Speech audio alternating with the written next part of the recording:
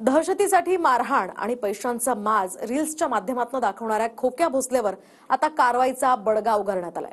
प्रयागराजमध्ये अटक झाल्यानंतर त्याला बीडमध्ये आणण्यात येणार आहे। त्याआधी वन विभागाच्या जागेवर बेकायदेशीर घर बांधल्यामुळे बुलडोझरनं त्याचं घर पाडलंय। पाहूया।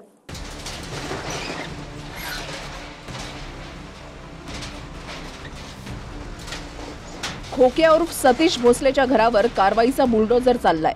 पैशांची बंडलं फेकणारा आणि पैसे उडवणाऱ्या खोक्यानं वन विभागाच्या जागेवर काचेचा सात चढवलेलं घर बनवलं होतं।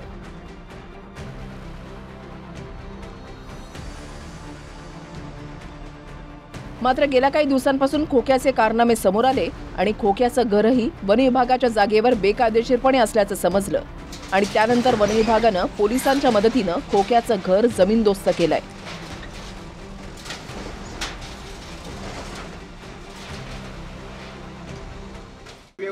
खोक्या असो, खोक्या असो, बोक्या असो, ठोक्या असो, कोणालाही सोडलं जाणार नाही। सगळ्यांना ठोकणार। खोके संस्कृती जन्माला घालणारं हे महायुतीचं जे सरकार आहे हे बाहेरून कीर्तन आणि आतून तमाशा असे दाखवण्याचे केविलवाने प्रयत्न अनेक वेगवेगळ्या निमित्ताने ते करत असतात।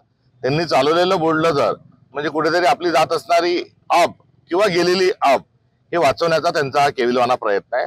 हे नाटक आहे। त्यामुळे असे खोके आका अजून वेगवेगळ्या गँग, कोयता गँग, वाळू गँग अशा वेगवेगळ्या गँग कशा जन्माला येतात हा खरा मुद्दा आहे। मात्र मूळ प्रश्नावरून लक्ष भटकवण्यासाठी अशा केलेले हे इव्हेंट आहेत।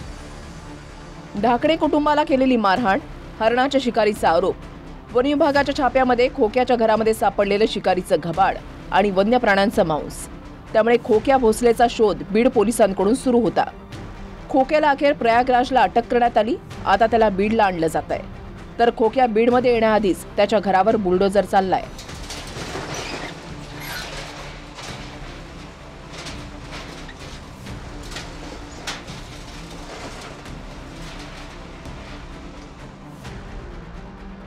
शिरूर कासार परिसरात खोक्याचं याच घरात कार्यालय सुद्धा होतं। खोक्यानं त्याचं शीश महल आतून एकदम पॉश बनवलं होतं। घर पाडण्याआधी त्याच्या घरातलं सामान बाहेर काढण्यात आलं। गॅस सिलेंडर, कूलर, खुर्ची, पलंग, सोफा, टीपॉय, घरगुती भांडी कुंडी बाहेर काढण्यात आली। घर रिकामं करून दोन बुलडोझरनं खोक्या भोसलेचं घर पाडलं।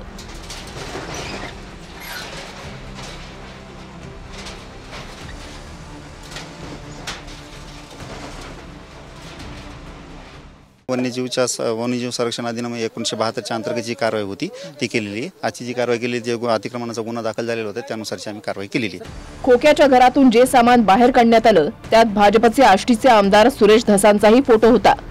या फोटोवर बॉस असं लिहिलंय। खोक्या भोसले आपलाच कार्यकर्ता असल्याचं धसांनीही मान्य केलं। त्याच वेळेला खोक्यावर कारवाई करा हेही धस म्हणाले होते। सतीश भोसले उर्फ खोक्या भाई परिसरात बहुतेक जास्त दहशत दिसते तुझी इथं। आता माझी दहशत कशी आहे? माझी दहशत अन्याय जिथं करीन तिथं दहशत आहे। अशा गरीबावर दहशत नाहीये। मी कधी कुणावर गरीबावर अन्याय केलेला नाहीये। अन्याय तिथे माझी दहशत असं खोक्या उघडपणे सांगून पोलिसी व्यवस्थेलाच चॅलेंज देत होता। आज खोक्याची दहशत बुलडोझरच्या कारवाईनं संपवण्याचं काम बीड पोलिसांनी सुरू केलं। प्रयागराज कोर्टाकडून ट्रान्झिट रिमांडद्वारे बीड पोलिसांनी खोक्याचा ताबा घेतला। बीडमध्ये आणल्यानंतर खोक्या भोसलेला कोर्टामध्ये हजर केलं जाईल आणि पोलीस कोठडी मागितली जाणार। पैशांची बंडलं कारच्या डॅशबोर्डवर फेकतानाचा पहिला व्हिडिओ खोक्या भोसलेचा समोर आला। त्यानंतर पैशाचा खोक्याला किती माज आहे याचे एकापाठोपाठ एक व्हिडिओ व्हायरल झाले। पैसे उधळणं म्हणजे माझ्या एका मित्राच्या कार्यक्रमात होतं। मला थोडंसं वाटलं मी 1000 रुपये अशी दिले सोडून वर त्याला कसला माझा मनात साहेब ते एक आनंदाचा क्षण होता ना। 1000 रुपये कशाला एवढं म्हणून उधळू शकत नाही का? त्या काय अशा 2,000 नोट होत्या का? 10 रुपयाच्या नोटा होत्या अशा उधळल्यावर थोडा एन्जॉय घेतला। त्याच्यामध्ये काय असं व्हिडिओ व्हायरल झाल्यानंतरही खोक्याची भाषा काही नरमली नव्हती। आता तो पोलिसांच्या तावडीत आलाय। पोलीस कोठडीच्या आधी बेकायदेशीर घरावर बुलडोझर चालून ट्रेलर दाखवण्यात आलाय। ज्ञानेश्वर लोंढे, TV9 मराठी, बीड।